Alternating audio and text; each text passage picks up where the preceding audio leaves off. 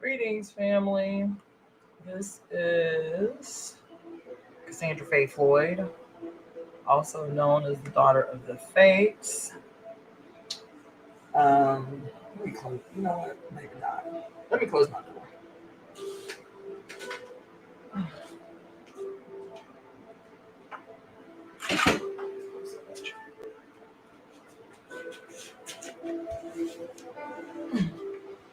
Hey, so this is Cassandra Floyd, also known as daughter of the Fates.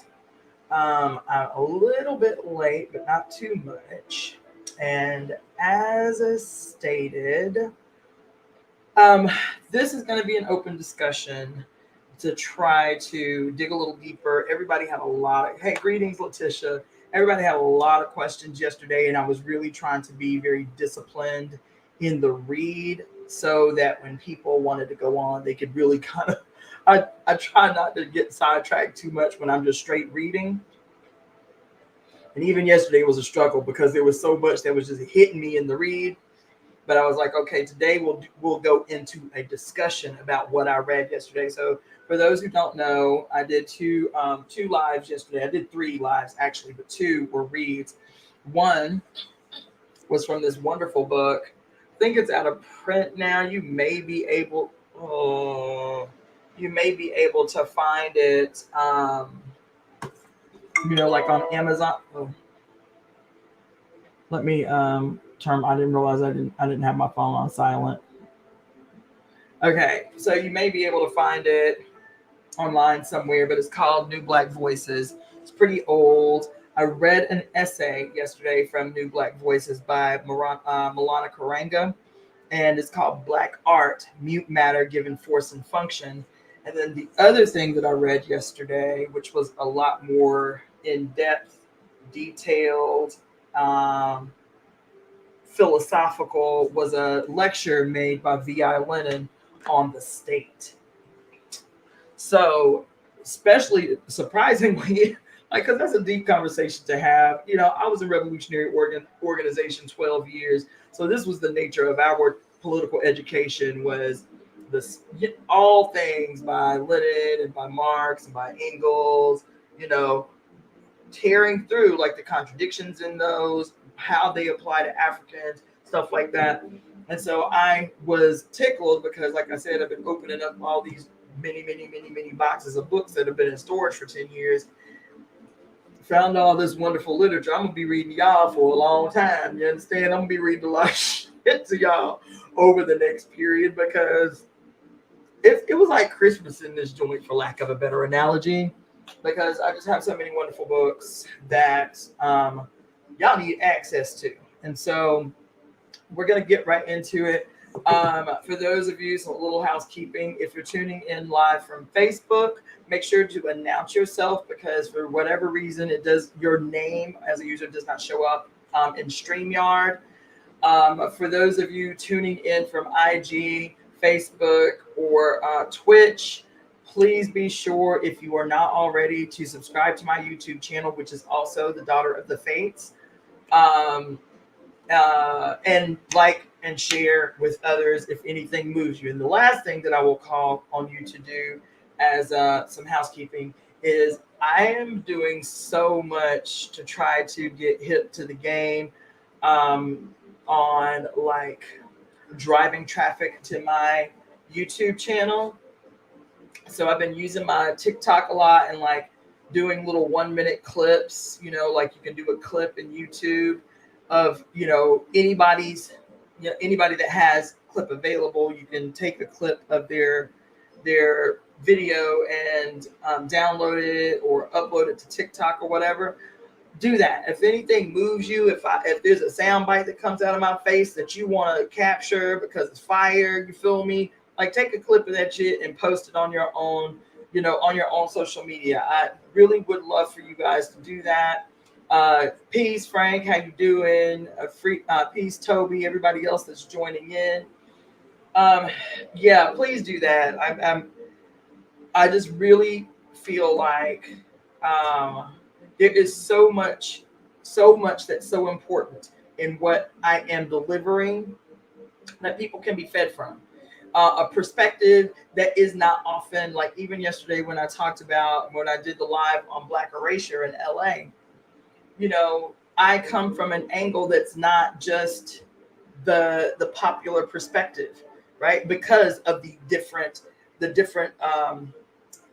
experiences in life that I have, as you know, as a medical practitioner, and as a as a spiritual woman, as a reverend, as a minister, right? As a longtime political activist. I've been an activist 26 years. You feel me?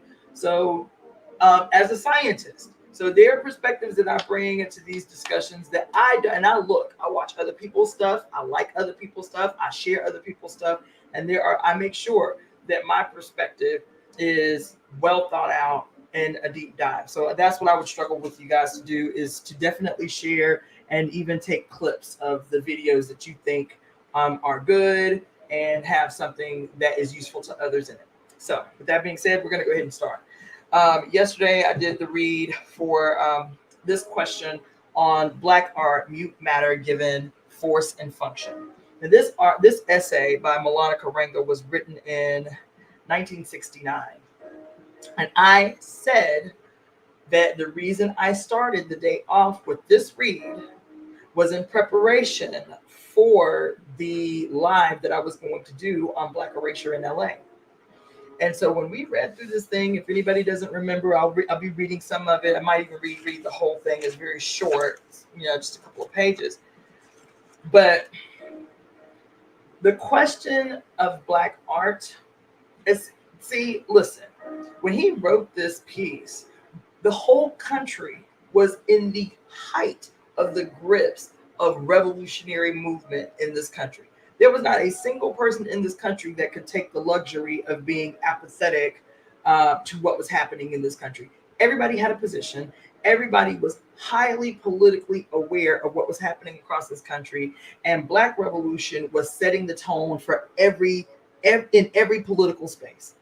And so when Maulana Karenga is writing an essay on the function and the force of Black art, this mute matter given force and function in a world gripped by revolutionary movement around the country, that's why he goes so hard in this essay about, the purpose, what qualifies as valid Black art in that period that he said. It's like it had to meet very specific criteria for us, for Black people as a group, to deem the art valid. He said, so what then is the use of art? Our art, Black art.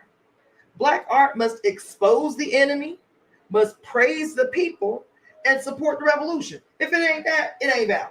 That was his position. Like he was hardcore about it. If it don't serve them three purposes, it don't serve us. It ain't for us. It ain't valid. It ain't art. It ain't no art. We put our stamp of approval on, right? He's talked about here. He says, look. So I'm just going to be reading through some of these things so we can discuss it. If you have questions, you are welcome to type those questions out, because that was the whole thing, was being able to allow people to engage with me, ask me questions, ask me questions on anything you didn't get clarity from the reading on yesterday. So right here, he says, Black art, like everything else in the Black community, must respond positively to the reality of revolution. It must become and remain a part of the revolutionary machinery that moves us to change quickly and creatively. We have always said and continue to say that the battle we are waging now is the battle for the minds of Black people, and that if we lose this battle, we cannot think of winning a violent one. It should play in Black survival and not bog itself down in the meaningless madness of the Western world wasted. Y'all ain't heard? In order to avoid this madness, Black artists and those who wish to become artists must accept the fact that what is needed is an aesthetic, a Black aesthetic. That is the criteria for judging the validity and or the beauty of the work of art. Pursuing this further, we should discover that all art can be judged on two levels. I want y'all to ride with me. On two levels. On the social level and the artistic level. In the terms of our artistic level, we will be brief in talking about this because the artistic level involves a consideration of form and feeling. Two things which obviously involve more technical consideration and terminology than we have space to or time or will to develop adequately here. Let it be enough to say that the artistic consideration, although a necessary part, is not sufficient on its own. What completes the picture is that social criteria for judging art. And it is this criteria that is the most important criteria. For all art must, listen, all art must, let's see where I'm at.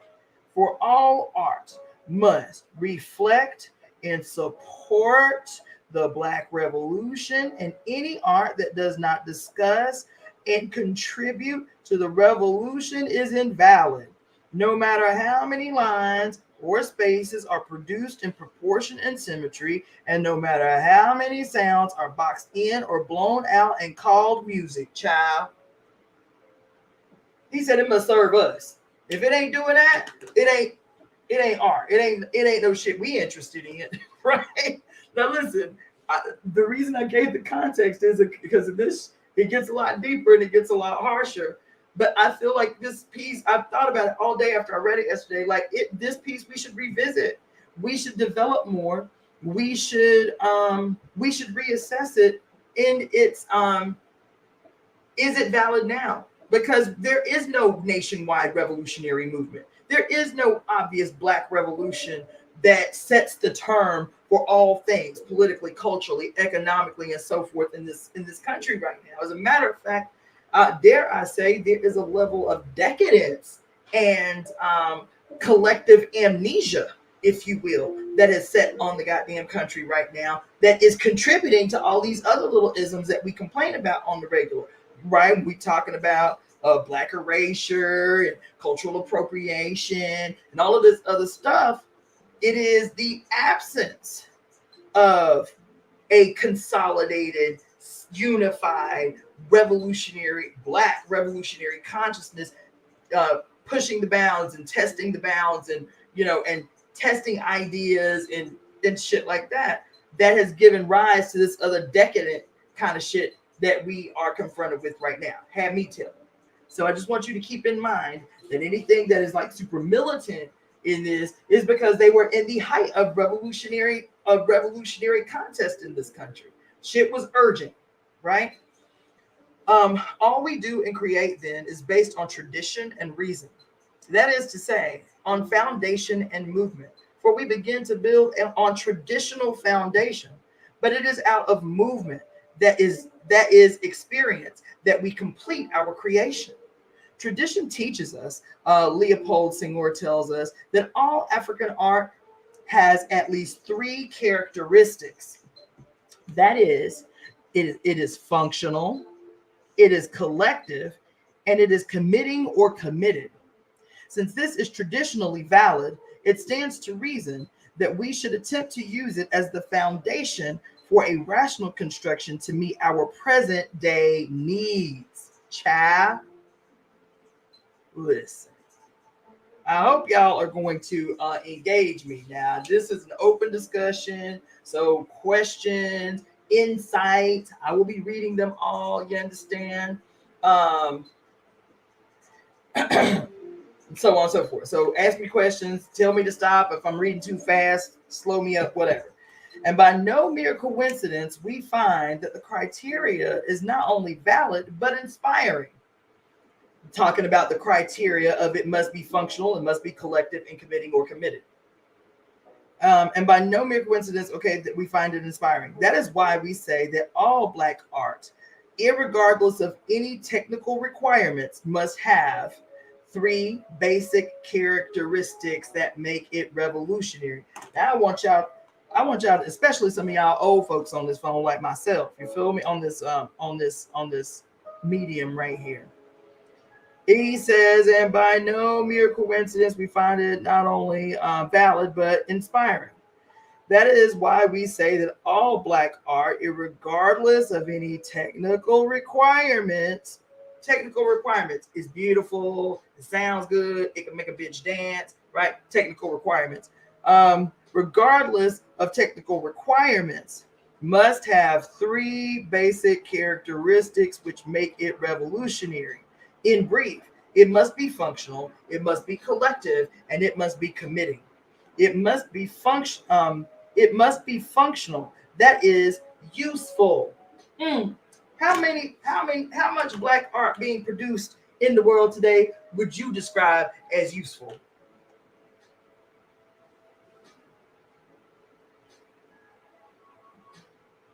Okay. It must be useful, right? As we cannot accept the listen, as we cannot accept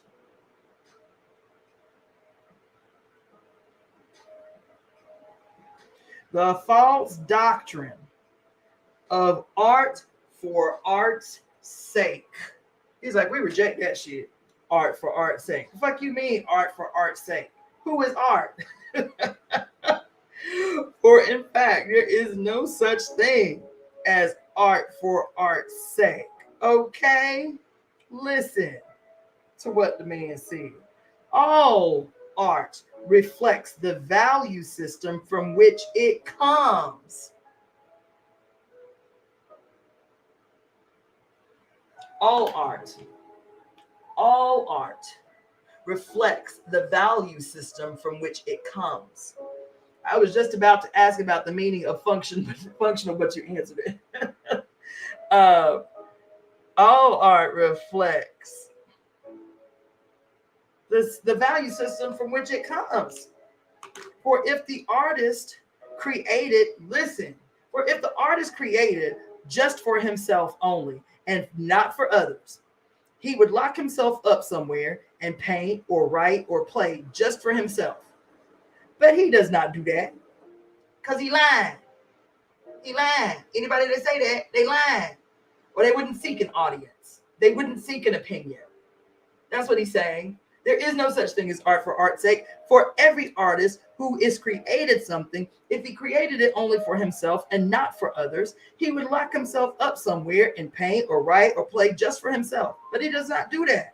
On the contrary, he invites us over, even insists that we come to hear him or to see his work. In a word, he expresses a need for our evaluation.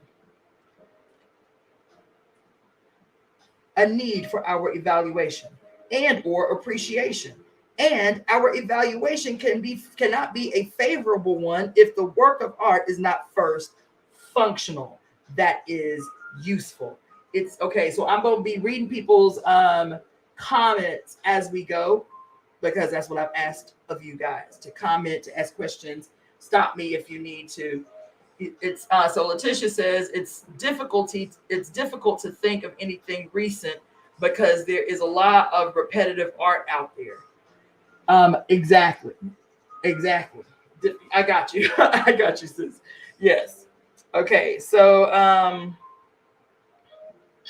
okay. So what then is the use of art? Our art, Black art.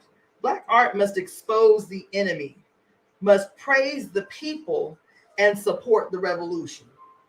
Now, in addition to the question that I asked you first, how many of you thinking about Black art and Black artists today can point out anything new that's being produced, made, or whatever that is functional, meaning useful to the group? Nobody could answer. Letitia was like, it is difficult because everything's so freaking repetitive. The second part of that is how many Black artists of any genre, that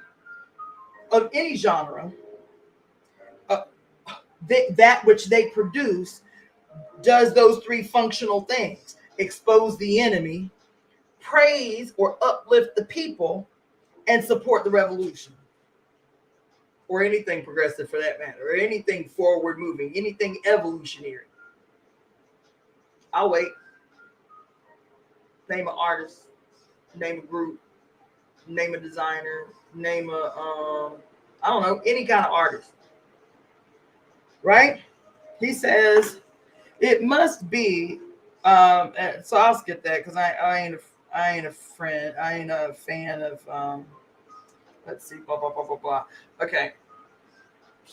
Bell Hooks. I was talking about currently. Bell Hooks. She came from the same period. Yeah, she came from the same period that he is speaking this lecture in. And you know, she's got her start in the 60s and the early 70s. So she is exempt. I'm talking about modern. I'm talking about today. Okay. So let's see. Okay, so there is one thing that he says here that I think is really funny. He says, in terms of painting, we do not need, he's talking about the functionality, because so he says, so what then is the use of art? Our art, black art. Black art must expose the enemy, praise the people, and support the revolution. So in terms of painting, we do not need to see pictures of oranges in a bowl or a tree standing innocently in the midst of a wasteland.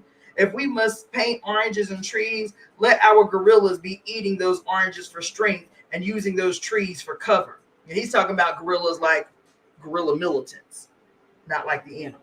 Right?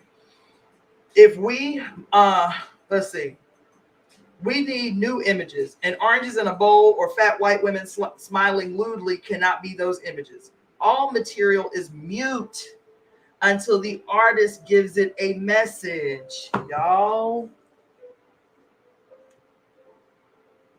All art, all material is mute until the artist gives it a message.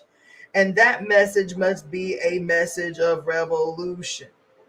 Then when we have destroyed, art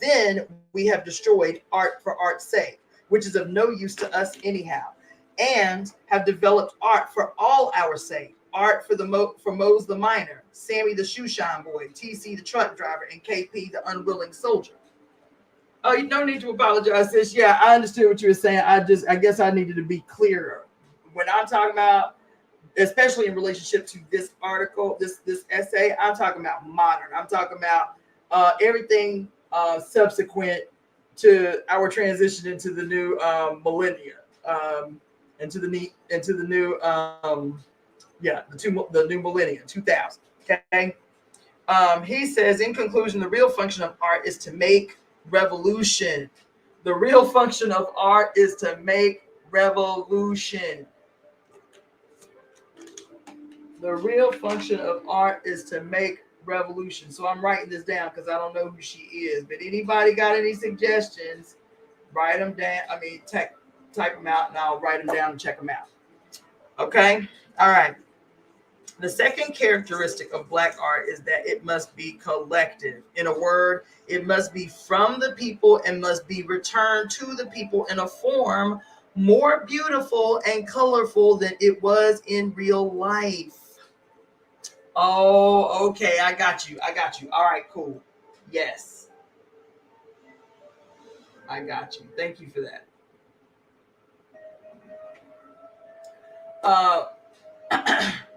Okay. Listen. They said it must be collective. In a word, it must come from the people and must be returned to the people in a form more beautiful and colorful than it was in real life. For that is what art is, everyday life given more form and color. And in relationship to that, the Black artist can find no better subject than Black people themselves. The Black artist who does not choose or develop this subject will find himself unproductive. For no one is any more than the context to which he owes his own existence. Y'all. And if the artist owes his existence to the African American context, then he also owes his art to that same context and therefore must be held accountable to the people of that context. To say that art must be collective, however, raises four questions. Number one, the question of popularization versus elevation. 2, personality versus individuality. 3, diversity and unity. And 4, freedom to versus freedom from. The question of popularization versus elevation is an old one. What it really seeks to do is to ask and to answer the question whether or not art should be lowered to the level of the people or the people raised to the level of the art. Our contention is that if art is from the people and for the people, there is no question of raising people to the art or lowering art to the people, for they are one and the same thing. As we said previously, art is everyday life given more form and color. And what one seeks to do then is to use art as a means of educating the people and being educated by them at the same time, so that it is a mutual exchange rather than a one-way communication. Art and people must develop at the same time and for the same reason. It must move with the masses and be moved by the masses. Child, that was like a scripture from the Bible. That was like a scripture from the Bible. I'm not going to reread this whole thing. Y'all can go back to the live that I did yesterday. But for me, the question, especially that I raised yesterday, of the contributions of African people and the simultaneous exploitation, theft of those contributions. And we stay in this place where we're constantly wondering, how our situation looks the way that it looks. How is it that the circumstances of this country are more and more dire every day? I'm trying to avoid watching the news or listening to any updates on the news today, and it's just like every day we're thrust backwards in time into an America that was aggressive against all others, that was suppressive of anybody's rights, women, Black people, natives, Mexicans, like everybody. And we're being the closest would be the social influencers such as yourself and others who share truths of many types. I appreciate that, my Amy. And so, everybody's trying to, in this period. And I'll say, for those of you who have watched at all, listened at all to anything that I've done over the past 2.5, 3 years on social media, I love this essay. I think it is so currently relevant. However, I've told you there's a reason I do not proclaim to be a revolutionary anymore. There is a reason. There are a lot of reasons, but there are reasons that I do not subscribe to the idea that all in all out bloody warfare is going to be the thing that transforms the world from a world of war, violence, and chaos to a world of peace. The math don't math. The math don't math. For us to concede that the way forward for us, that the solution for us is to use the instruments, tools, philosophies, and worldviews of those who have committed aggressions against us to change the world, bloody warfare, and all of this bullshit. I just don't see it as the thing. What I do think, which is why this article is significant, is that in partnership with what is happening on the planet, in partnership with what is happening in the ethos, in our solar system, in the greater universe, these things that have come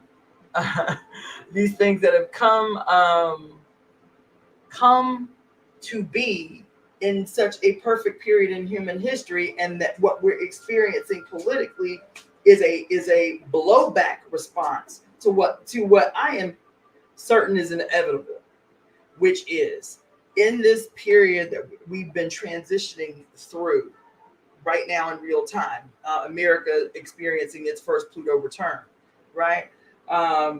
As we are entering into this, we already in it, truth be told. As we're transitioning, we're having the birthing pains of our transition into the age of Aquarius. We're transitioning out of the Piscean age. These political things become important. It becomes important, one, so that we know what we want to create. I deep dive into the history, me reading The State to you guys yesterday, which we'll also talk about here. I'm not going to be on here long though, y'all. I was on this thing a long time yesterday. I was wiped out. But these become important history becomes important. So not only so you remember what people did to your people, but you know what not to create, to recreate, right? You know, you have in your mind what it is you want to see unfold in the future, how you want to contribute to that unfolding of the future, and what informs you of what you want for the future is what you do not want to replicate from the past. Was that clear? Hopefully that was clear, right? That history, you know, what did I think it was Dr. John Henry Clark who said history is best to reward all research.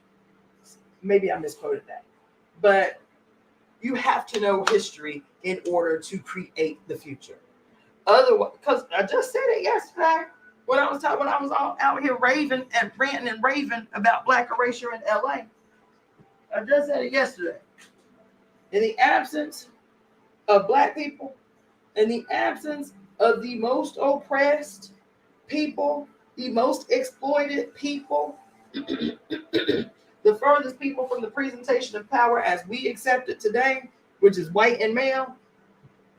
If you do not have black people in your midst claiming to be progressive, you always gonna come to the wrong conclusions. If you are not informed by the errors of the past, you will always come to the wrong conclusions. This is real. And what we did to others when we didn't get in these shoes by accident. So true, and I talk about this a lot too. So I'm not one of those that lets black people off the hook. But what I am saying is oppression is oppression. And right now, listen, baby, I said it yesterday. Everybody got dues to pay. Everybody got debts to pay. Everybody got debts to pay. And that's what this period is about. Pluto entering into Aquarius, Pluto's return to America for the first time in 248 years is about judgment. Not just judgment of big empires and big governments and people. Oh, let me just tell you one good piece of news that I did see that is evidentiary of Oya's time is how the tornado swept through the Pfizer plant. Yes, what was it, yesterday, day before yesterday? A tornado completely decimated a Pfizer plant that was producing COVID vaccinations. Destroyed 5,000 pallets of vaccines, leveled it to the ground. That's some Oya shit. Just FYI. That's some Oya shit. So, so people need to be making be doing like an offering of gratitude. Need to be, find out what you need to offer to Oya. You know what I'm saying? The red wine, the eggplant, the sweets, the pennies. People need to be making freaking offerings over the next few days to Oya. Thanking her for her interventions. So yes, absolutely yes. I took screenshots of that shit and everything. I was like, this is glorious. She out here cutting up. So anyway, the question of art. Oh, the reason I got on that tangent is this. Why would I spend so much time yesterday on this essay written in 1969 by someone I don't even really co-sign on like that. I don't co-sign on Karanga like that. But the essay was excellent, right? And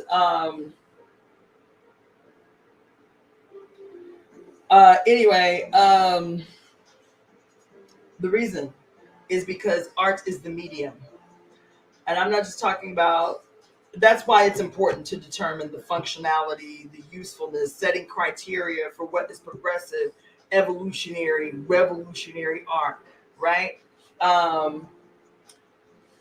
It is because it is the medium that is going to be the most impactful in this period. I'm convinced of it. I've been saying it for years now. I'm a practitioner. I'm a healer, and so even when I do I'll do these specials for I'll call it healers healing healers, right?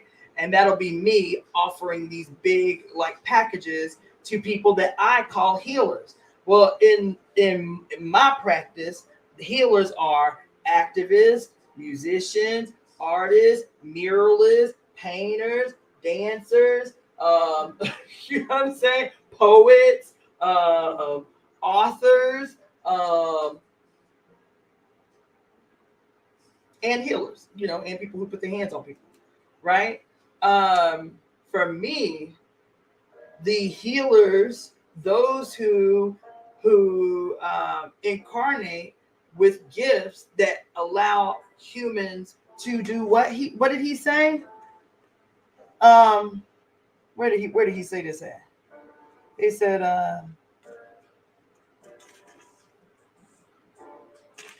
let's see.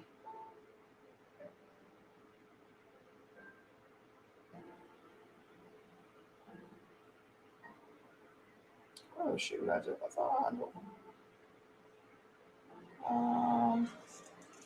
Shoot, sorry about that. He's when he says that we, let's see,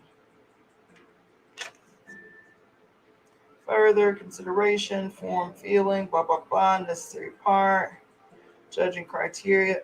So what is dang. Foundation, that is functional collective, da da da da. Useful, art for art's sake. Create, on the contrary, invites us over, blah blah blah blah blah. Yes, here it is. Here it is. Thank you, Candy.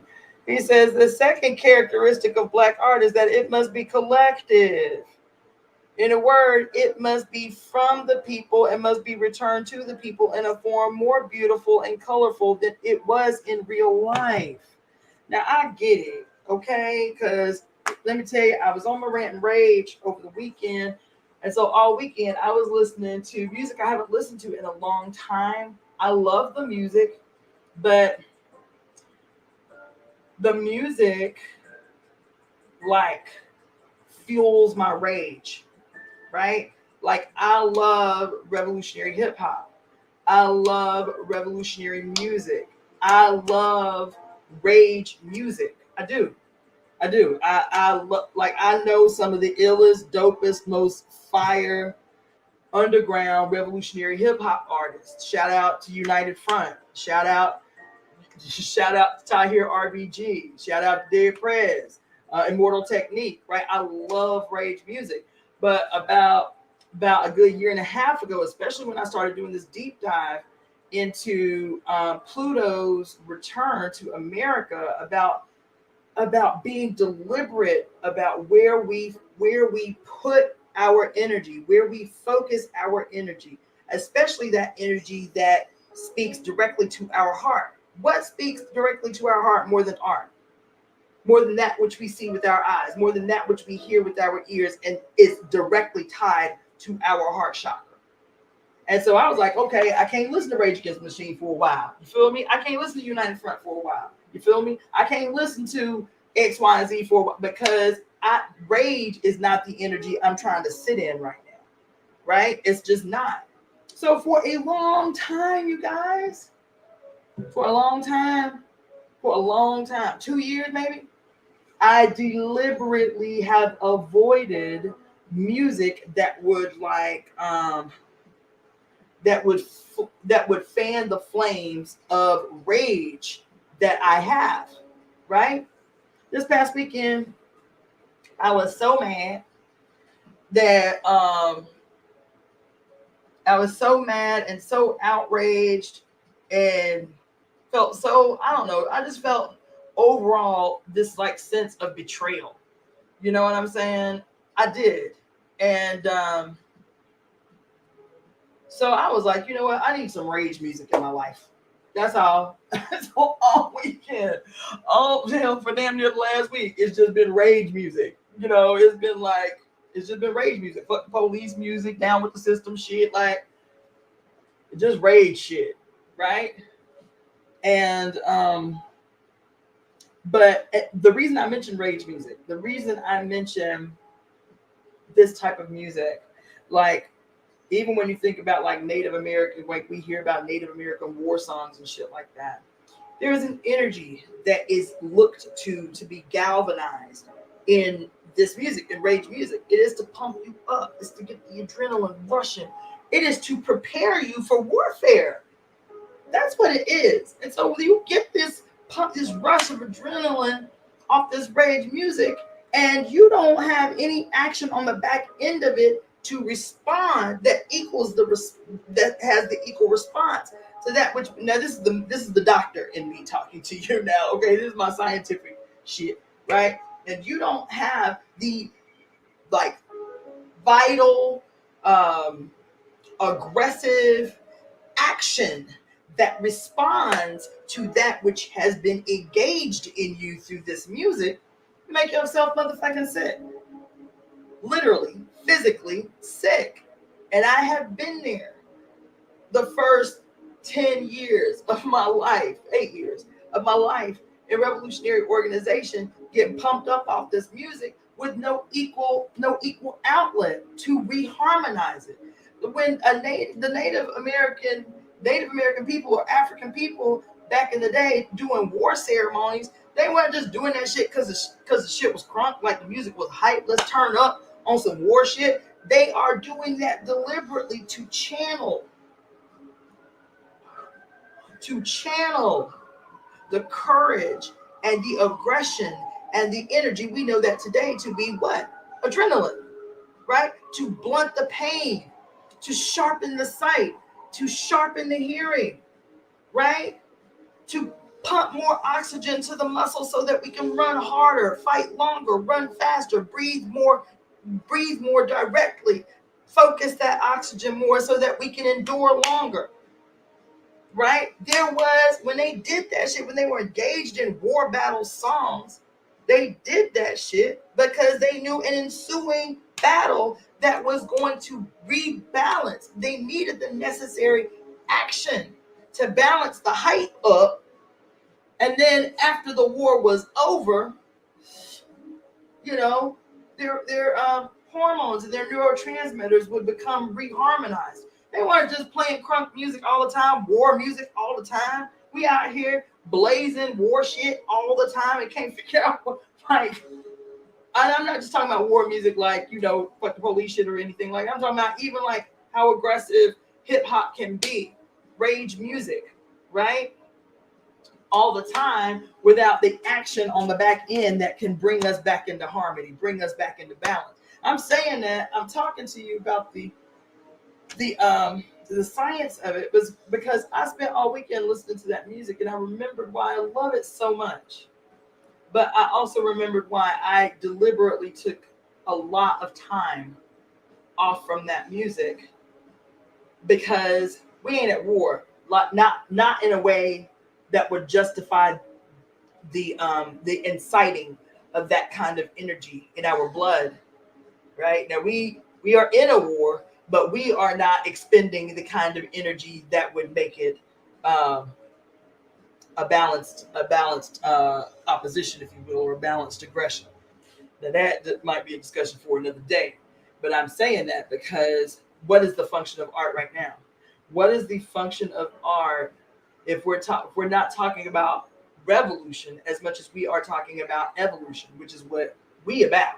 The Temple of Evolutionary Emergence, you know, as founded by myself and my committee who is here online, like evolution is what we're talking about. If we recognize scientifically, philosophically, historically, politically, socially, that we are not going to change the world through bloody armed warfare.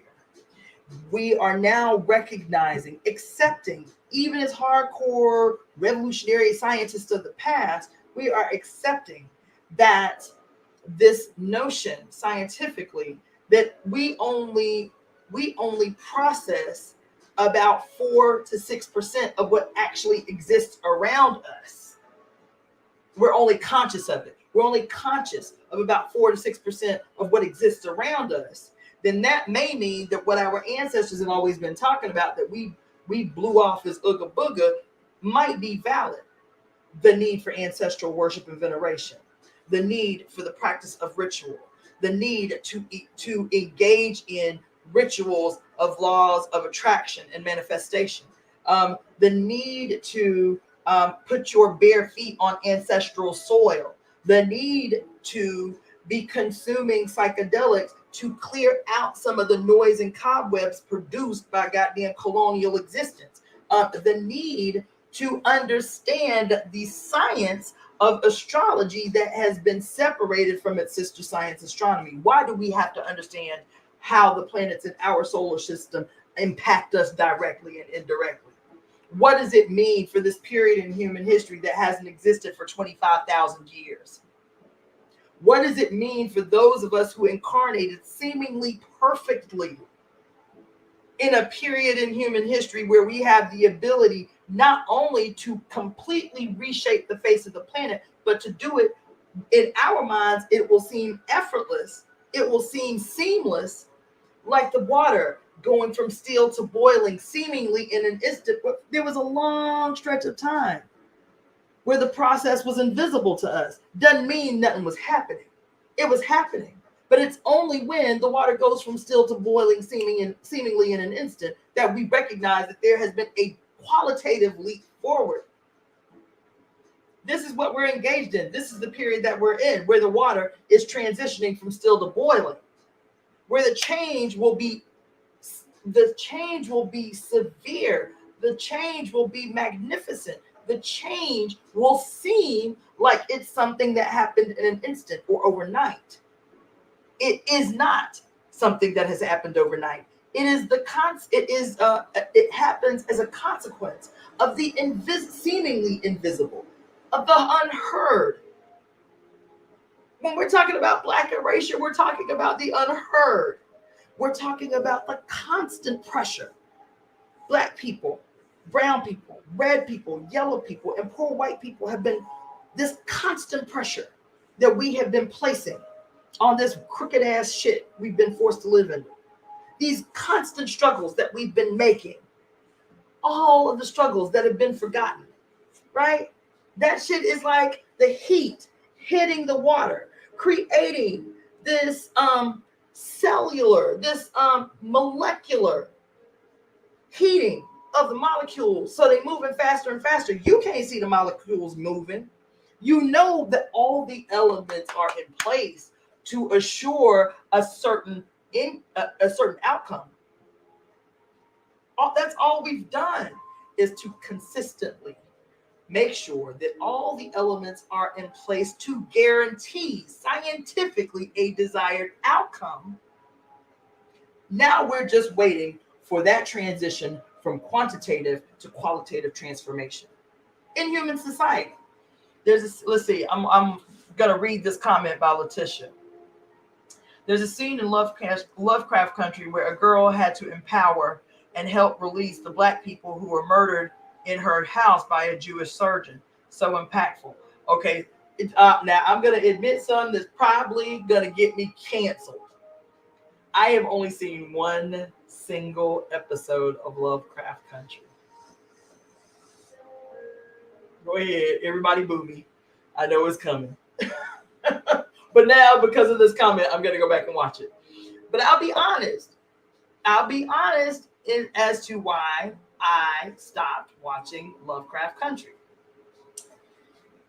Again, I have been very, very deliberate, extremely mindful, very conscious of what I have been consuming. What's up, Abasi?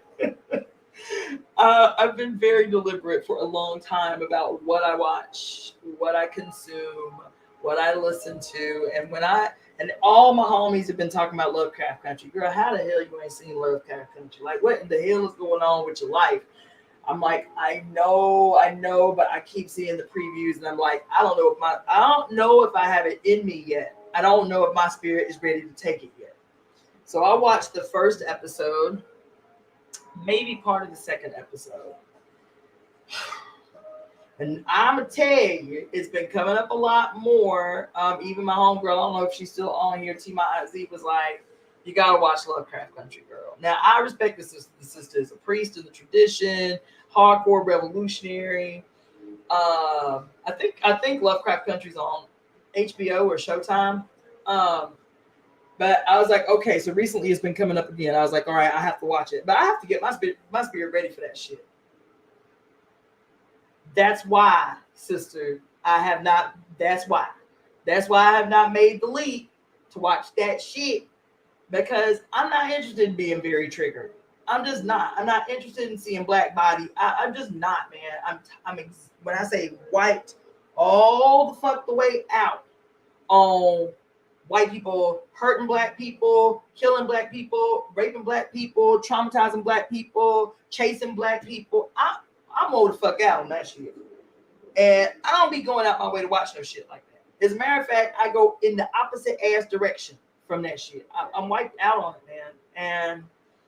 And so that first episode, maybe I watched half of the second. I was like, I can't do it.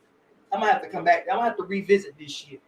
Like I'm gonna have to do some protective charms or wear some motherfucking obsidian in my pockets and shit before I watch that shit. Cause I can't. And I get it. I hear everybody talking about it, especially about like how the tradition shows up in the show and stuff. But child, why you got to wade through all the bullshit about what happens to us? Like we know the story the fuck already. We know our story already. There ain't but so many motherfucking ways you can tell the black story in America, and every single way these motherfuckers tell it is to traumatize us. I'm just not interested in shit. And even black people do it. She might be a fantastic writer, but even black people do that shit, man. Can listen? I'm trying to tell you something. We ain't all over the place.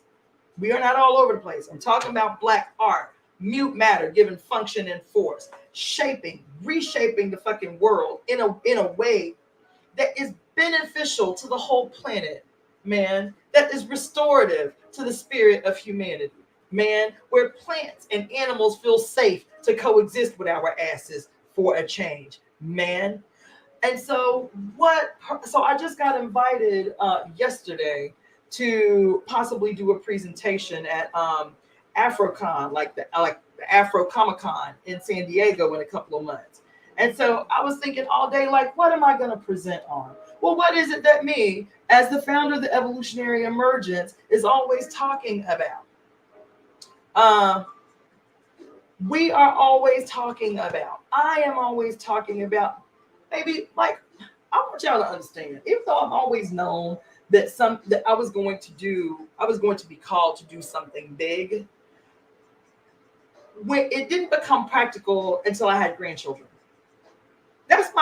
I'm telling you, that is my motivating force. Looking at my granddaughter and recognizing the kind of hurt that I experienced in my life, the kind of hurt that my daughter experienced in her life, looking at my grandbaby in the rearview mirror of my car and saying, okay, I understand now. The world that I want to make real is a world that I want my granddaughter to be able to exist in and not have to explain who she is, not have to justify her being in any way, can move throughout the world completely safe, in a world where I do not have to fear for her safety or for my grandson's safety. That's all I want. I want a world where people can be and are entitled to be on the terms that they set for themselves, from the time that they are born to the time that they leave this earth, to the time that they are buried back into the belly of the mother. You feel me? That's my motivation. And so what does it mean for art? What is the role of art now? Now, Karanga's position in this piece was that the role of art was that it must be revolutionary. My position is that it must be evolutionary. So we have been primed for 100 years of modern media to accept that it is inevitable that the future that we are running into is dystopian. And child, for the last 120 years, we have been primed to prepare ourselves spiritually, emotionally, psychologically to accept this dystopian future that is an inevitability. And I'm saying I'm in a position in my life right now where I fully reject that shit. I fully reject the idea that the only future that we can look forward to is a desert dystopian future of despair, misery, and horror that is indicative of the foolishness of human beings incapable of learning their lessons and living harmoniously with the mother. because that's what we've been taught. That's what we've been taught. And so what is the role of art in this future that I say is not only possible, but probable? In my estimation, is certain. In my estimation, is certain. What is the role of art in that? If dystopian movies, if, end of the world scenario shit has been forced down our throats, why? If I just, let's talk about the state. I read to y'all yesterday. In the state, he said everything functions to uphold the state. Media, music, preachers, artists, he named them all. This was done in 1919. He said everything, while the state is intact, while the state exists, everything serves to benefit, uphold, and maintain the existence of the state. So if something is going to be revolutionary, then it has to challenge the existence of the state in music, in art, in dance, in song, in ceremony, in service, in sermons, child. It has to be contrary to the existence of the state. And so what does that mean in layman's terms? If we've been forced to watch, scared, uncertain for 120 years, the inevitability of this doom and gloom future that must be, because the Bible says so. The revelations, the four horsemen of the apocalypse, and all this bullshit, through every freaking end of the world scenario movie we done seen in the last 120 years, and since the 1990s, every end of the world scenario movie is always accompanied by what? Some Negro president. Every single one. Morgan Freeman was a Negro president in the end of the world movie. Louis Gossett Jr. was a president in the end, because black people empowered is always synonymous with the end of that which is. Then what is the opposition to these things that we have been fed? This dystopian future that we have all accepted. Mad Max Beyond Thunderdome. Jamie Foxx, that's right. There was a Negro woman too in one of these movies. That statement reminds me of the breakdown of Suicide Squad. Appreciate you for shouting out my breakdown of the Suicide Squad. Right? So can we find some writers, some Afrofuturistic writers, some Afrofuturistic hip-hop artists like Missy Elliott, who create videos and music and art that is indicative of the future that we as Africans in power can create, which is utopian. If dystopian is all that we have been given, I'm talking about all of us: red, black, white, yellow, green. I mean, red, black, brown, yellow, and white around the world. Everything that we've ever been given is to condition us, to soften us, to make us pliable to accept this dystopian future that if we expect to be free and independent, all it can create is disaster. All it can create is disaster. They are telling their story. And I'm talking about those that are in power, right? They are telling their story. It's dystopian for them. The idea of people being one, people being well, people being happy, people being self-determining, people being able to live a beautiful, fruitful life that is absent of despair.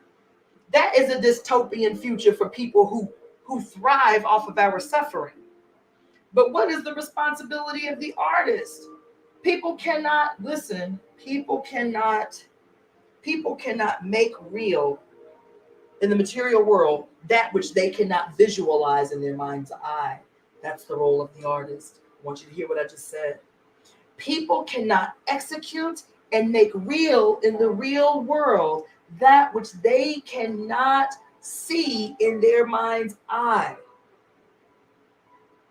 If they cannot imagine it, they cannot create it. This is the role of the artist, the singer, the dancer, the songwriter, the book writer, the zine creator, the fashion designer. This is the role of the artist, is to implant seeds of imagination that can help us to imagine something more than that which we have been fed all along. That we can see in our mind's eye, this future that is what was so dangerous about the Black Panther, the first movie. For me, it was obvious. What was so dangerous about that movie, the reason the white world was in such an uproar about this movie wasn't just because there was a black superhero. It was because, remember that very first scene when you go into Wakanda and you see the possibility of what Africa could have been if colonialism had not occurred in its history. Wakanda was the untouched potential, the untouched, radical, beautiful potential of what could be in the absence of oppression, in the absence of colonization. How everything was so high tech and like light years ahead of any technology that existed anywhere in the world, but everything was still so obviously African. Still street markets in the street, people still donning African garb and lip rings and Bantu knots and dreadlock. Everything was still obviously us and technologically light years ahead of the curve, because the growth and the development and the evolution was not stunted. Its growth was not stunted by oppression, by colonialism, by exploitation, by aggression, by warfare. That was what was dangerous, was because it planted a seed in the minds of a generation of babies, young people, toddlers who had been taken to see this movie and had never seen Africans in the common age, have not seen Black people in a position of power, in a place where they have been untouched by the horrors of the world. That's dangerous. That's why so much outrage. That they want to make it about some other shit, but that's what. And even in the second Black Panther movie, what was dangerous about the movie? So Black Panther, the first one, was about Africa, was about a group of Black people in Africa who had not experienced the horrors of colonization, of aggression, of oppression, of warfare. And you can see the potential of what these people were able to do if left the fuck alone for a change. You understand? In the second movie, you have the exact same scenario, but with brown people as well. Like, look, we got to get the fuck up out of it. The world is about to change. These white people came up on the scene and just started wreaking havoc. And we got to get the fuck up out of it. We got to go somewhere where can't nobody fuck with us, where we can be left the fuck alone and we can thrive, because the stress and the ongoing microaggressions and macroaggressions is some shit we ain't got to deal with. It's just us doing our thing. Y'all do what y'all do on the surface. Don't fuck with us and we won't fuck with you. But what was dangerous about what was happening with the brown people who were living on the ocean floor, minding their business, doing their own damn thing, was because synonymous with the absence of aggression, oppression, exploitation, and colonization, synonymous to that is growth, development, and light years leaps into the future, technologically, intellectually, spiritually, right? So, and to add to that, let's just go to our scripture right now. You feel me? Let's go to our scripture right here where she say, where it said, is this the machine? Yes, it is. What did she say? She say politics is anything that happens to the flesh, baby. And to presume that you can have a spiritual experience that is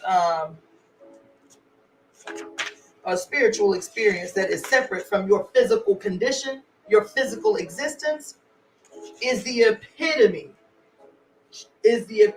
of class escapism, what y'all call it now, spiritual bypassing, right? Here it is right here. Hold on, let me catch up on some of y'all comments here. I appreciate y'all for kicking it with me. Let's talk about it because it must be said. But over and over, is so hard on the heart. It absolutely is. Talking about why I haven't watched Lovecraft Country yet. Monami says, what is your take on what this type of art might look like? Art being community because it's functional, possibly meaning those seeing this art would see it as art as well as participate in the art. So what I'm talking about, especially in the function, let me hold that thought. Let me just keep reading the rest of these comments, but I'm gonna come back to that, Monami. Candy says, girl, you better say it. 1919, and it's still true today. Anything that you read by Engels, Marx, and Lenin in particular, like I'm gonna, in a couple of days, I'm gonna read a piece called The Emancipation of Women by V.I. Lenin. Man, look, this shit could have been wrote yesterday. And even going back, like when I was going through all my little boxes with all my books that have been in storage for 10 years, it was like I was overwhelmed in here. I was like, oh my God, I got so much amazing shit. And I'm looking through all of these pamphlets, from my time in a socialist organization back from, the Russian Communist Party and so on and so forth. Most of the shit could have been written yesterday. So currently relevant, it is like it's scary, it's creepy in some ways. Like, did these dudes have like crystal balls? No, but if you understand science, if you understand history, if you understand the repetition of history, then you will understand why it seemed like they had crystal balls. No, they didn't have crystal balls. They were able to understand social scientific phenomenon and how that shit. What did Marx say? All contradictions beg a resolution. All contradictions beg a resolution. This is a scientific statement as well. It's not just a historically significant statement. It is a scientific statement. What is it? E equals mc squared, right? An object in motion will remain in motion until something stops its motion, right? Okay, so Candy says, can you link that reading here? So you cannot. I cannot. The reason why is because I have looked for years to see if the article that I just read to you from Milana Karenga, what had been like uploaded digitally. You can't find it anywhere digitally. At one time, I had typed it out and posted it in my Facebook notes, but now it's impossible to retrieve Facebook notes. So it's lost in the ethos somewhere. But I will give you the name of the article. I may even consider retyping the essay so that y'all can have access to it, or maybe just take pictures of it and email it. So if you can see along the bottom, I believe, my email address is releaseheartcenter, releaseheartcenter@gmail.com. So if you email me, I'll make sure you get the essay. Abasi says black art must must be from the people and return to the people in a form that is more beautiful and colorful than real life. People are tired. That's why I went on that whole diatribe about rage music and war music, about dystopian movies. We know what real life is. It's dismal, despairing, and fuck the fuck up. You understand? Can we have a whole genre of art that retells the story of our existence in the most beautiful and colorful way possible, so that we can imagine what could be instead of staying in despairing in what we are currently experiencing? That was where I was going with that. That's what I was trying to get to. Can we have a group of artists that create utopian movies that counter every dystopian movie that we've ever seen? Can we create a movie that is the exact opposite of Mad Max Beyond Thunderdome? Can we create a movie that is the exact opposite of what's another one? Left Behind. Can we create a movie that is the exact opposite of what's another one? What's that one? Terminator. Can we create the exact opposite of y'all name some shit? We done seen 10 million dystopian movies. Like, name some. Can we create the exact opposite of that? Can we plant the seed in the imaginations of young people babies, toddlers, infants, young adults, teenagers, that instead of woe is me, this shit is fucked up and it ain't ever gonna be made right, you feel me? Can we create a whole genre of art on every freaking genre, every style and type of art, this future that can be made certain? That's what I was getting to. All right, let's see. I was just let's see. I won't allow my grandson to watch Suicide Squad in my Adobe. Too negative. It lingered in the house for days. I recognize that. However, I don't know, Candy, if you watched my breakdown of the Suicide Squad. So he don't have to watch Suicide Squad, but my breakdown of the Suicide Squad, if you have me tell it, was gangster. It was good. Okay. So you don't have to watch Suicide Squad to know the breakdown, which I did on my YouTube channel, which you should check out. And I'll be honest, I did it was 3 parts and they were very long. So instead of watching all 3 parts, just go straight to part 3 because I do a recap of everything before closing it out. So that's just the FYI. Go to part 3 of my breakdown of the hidden symbols and messaging in the Suicide Squad. Boom, there you go. Let's see.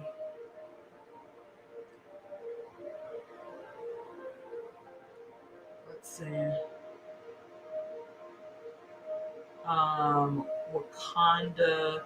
The real one is in Illinois. The new information surfacing that the American indigenous are some of who are called African American. The Great Cosmic Mother. Yes. Oh, wow. The Cosmic Mother. My mom gave me that book years ago. Thank you, Goddess. You read it for me. Laugh out loud. Love. I get that comment a lot. People are like, oh, my God, I never would have got to it. I've had it for years. I never would have got to it if you didn't read it. Amazing how the old writings fit today. Everywhere. You got my attention. Marks. I never. Laugh out loud. No, what you read, the state, your video. I don't watch none of that every day. Yeah, I heard that. It seems that as there is a hold on music and media, those types of art are suppressed. Those types of art are suppressed, but they done opened up the Pandora's box called the internet on our ability to communicate with one another without having Purge movies. Oh, it's a great example. Oh my God, yes. Can we make the opposite of the Purge? Like, what would be the utopian opposite of the Purge? Like, that's what I'm talking about. Thank you for that. Let me write that down. Let's see.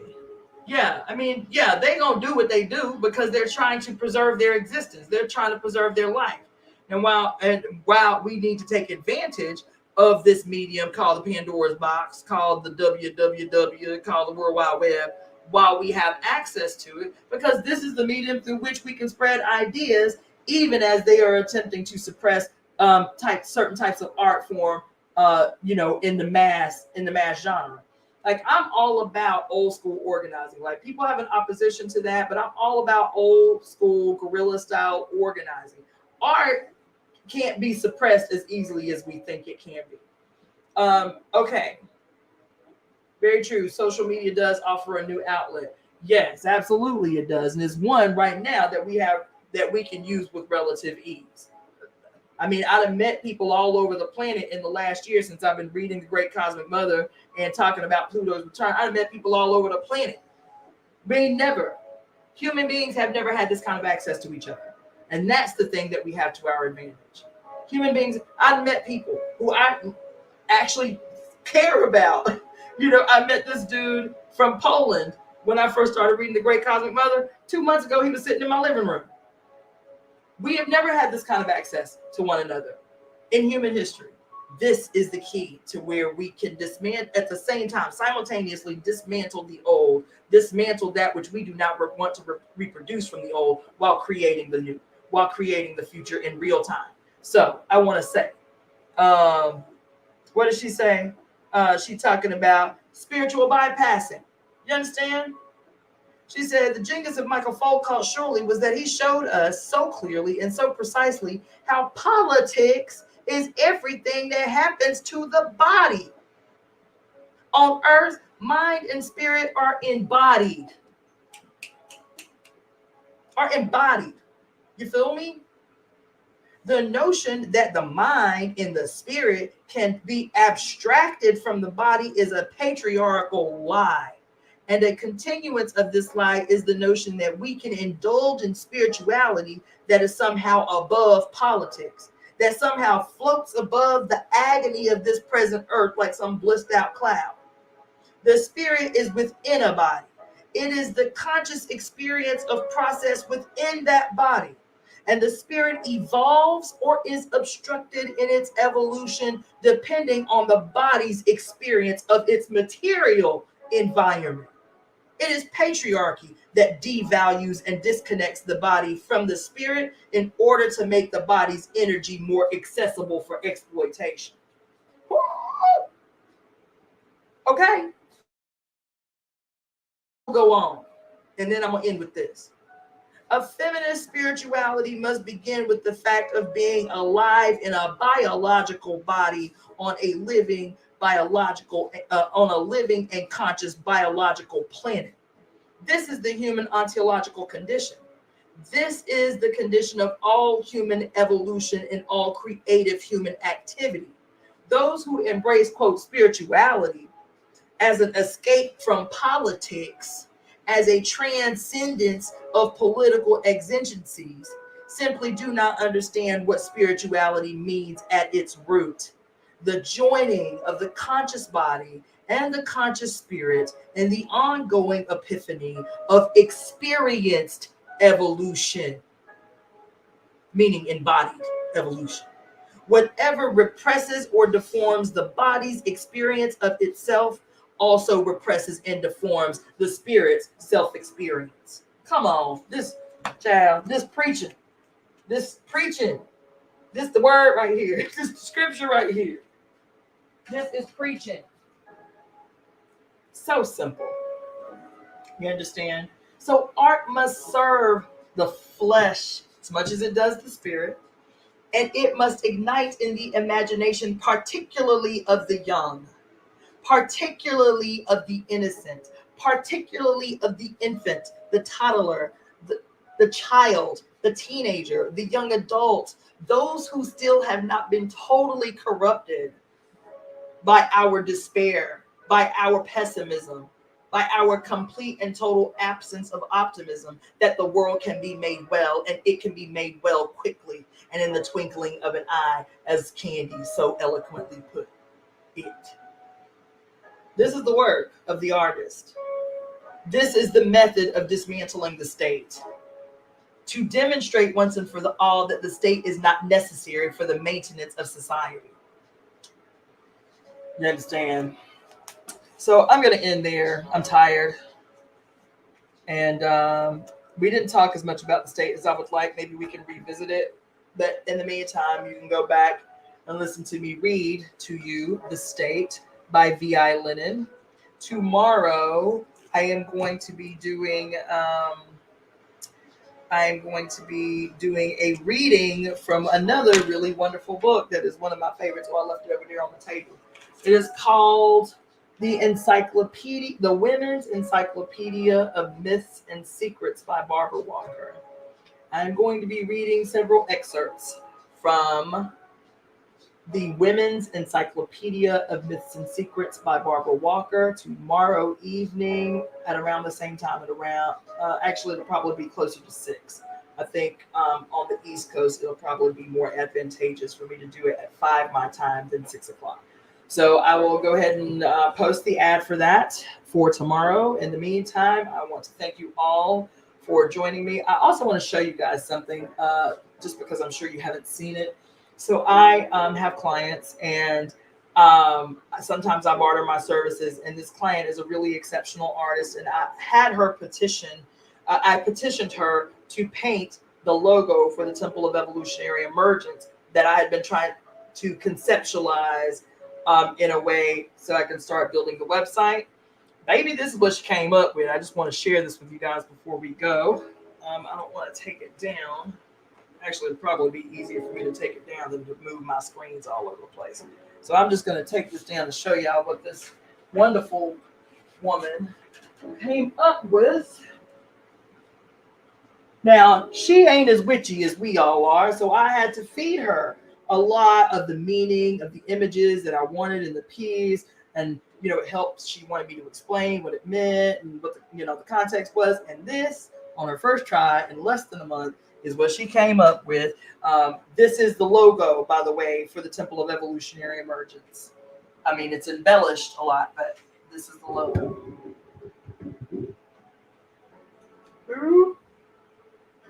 So the logo itself is the sigil, cosmic egg, and then the Ouroboros surrounding it. So those on IG, so you can see it.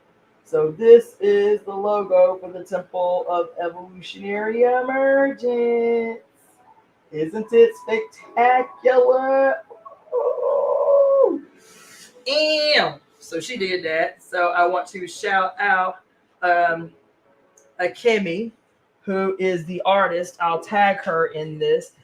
Thank you so much, Mon Amy. So yes, I don't know if you can see it across the bottom of the screen, but if you guys would like to send a donation, that would be really wonderful. None of my pages are monetized yet. So donations, my Cashapp. Okay, so she said, how can I send a PayPal? Okay, so my PayPal, my Cashapp, and my Venmo are scrolling across the screen. Let me see what my PayPal is. I can't remember off top. Oh, I think my PayPal is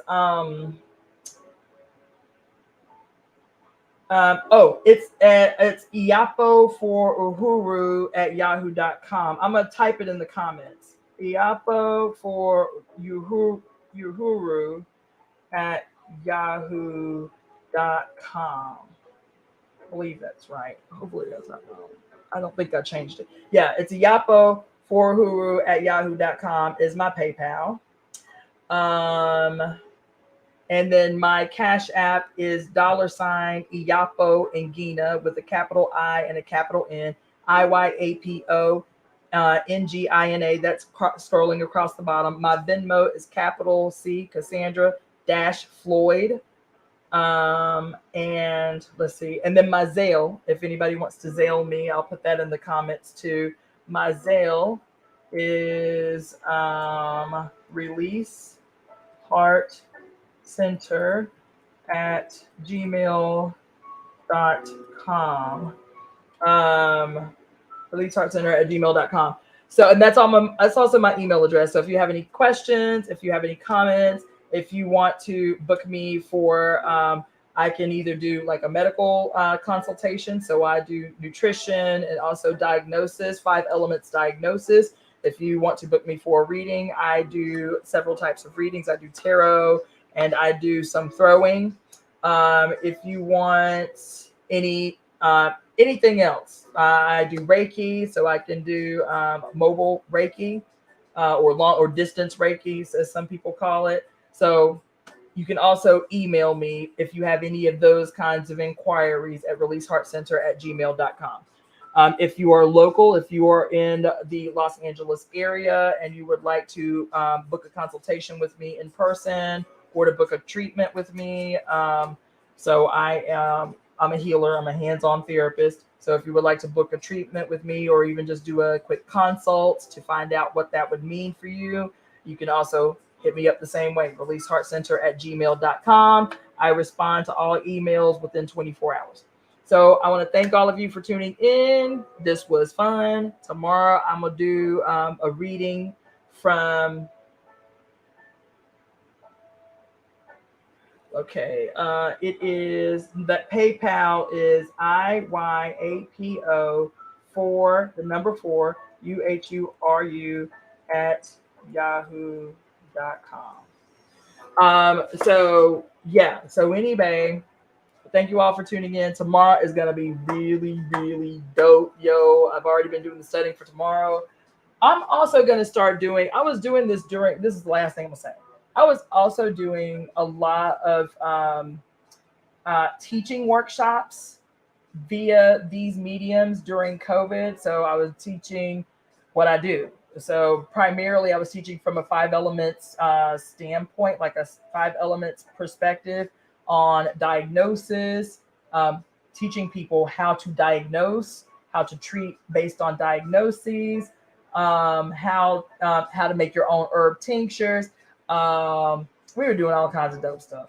So I might be interjecting some of that back into what I'm doing. The political stuff and the spirituality is my bag, but this is what I do every day. I talk to people about their health and wellness from the five elements perspective. And people always find it fascinating. So I might get back into that too every once in a while, like maybe once a week, do a whole, you know, brief workshop on some aspect of five elements theory, because I'm convinced everybody needs to learn at least the very basic, um, like elementary, introductory information about five elements theory. It'll change your whole life. It'll change your whole health and how you see your own body. So if anybody's interested in that, let me know in the chat or in the box. Like, yes, do some five elements theory, and I'll start incorporating that into what we're doing. But tomorrow I'm gonna be reading to you guys and discussing with you guys some dope shit from the Women's Encyclopedia of Myths and Secrets. It's another game-changing book. So get ready with your pen and paper to take notes. This is Cassandra Faye Floyd. Oh yes, and also I need another 112 subscribers. Thank you so much, Abasi, for keeping me honest, keeping me disciplined. So I still need subscribers. I still need 112 subscribers to start monetizing my YouTube channel. So make sure you tag someone or you put my stuff in somebody's page and tell them, make sure you take your ass over there and subscribe to that sister's YouTube channel. So thank you, Abasi, for that. Letitia says, yes, you talked about it a little about the unbridled yin. Baby, all the mysteries is up in it. So, all right. So I will see you guys tomorrow with the reading, with very specific readings from the Women's Encyclopedia of Myths and Secrets. Until then, this is Cassandra Faye Floyd, also known as the Daughter of the Fates, founder of the Temple of Evolutionary Emergence. I hope you were fed this evening. I hope you were full.